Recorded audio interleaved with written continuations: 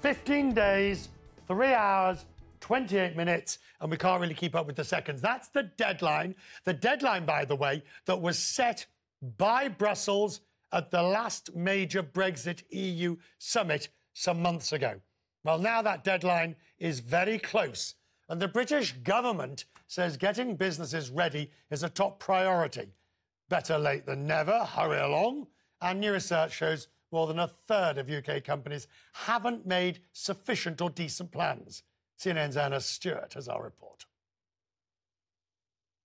Get ready for Brexit on the 31st of October. Let's get it done because delay is so pointless and expensive. My urgent priority in this new job has been getting business ready for Brexit. 90% of the companies measured by value that trade with the EU also trade with countries outside the EU.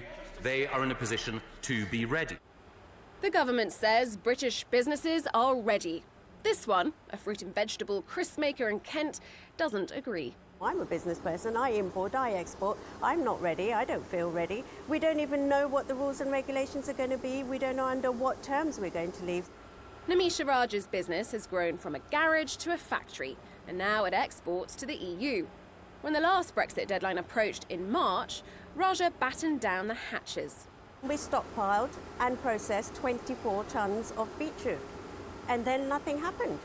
This time, Nims isn't stockpiling. It's expensive, it may be unnecessary, and Brexit is already costing them. We buy a lot of produce, as I said, from the EU and also from South America.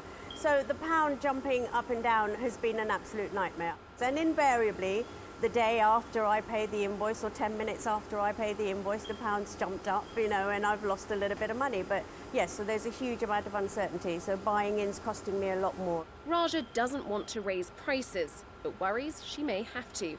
And she isn't alone. Santander Bank says Brexit has already had a negative impact on 63% of British businesses. 1/3 of companies plan to reduce staff over the next year as a consequence of Brexit. 1/3 also plan to increase prices as a way of preparing it as well. So these are very real negative impacts. So they definitely believe there is a potential for this to happen.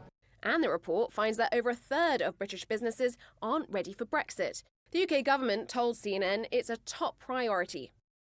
It says it spent $136 million to support business, and it's holding events around the country so it can speak directly to business leaders. The government states they've published 750 pieces of information for businesses to read. I have absolutely no time. And with the deadline of October 31st fast approaching, these businesses are running out of time. Anna Stewart, CNN, Kent. I have to say, those crisps and chips are extremely good. She brought some back to the office and they went like wildfire.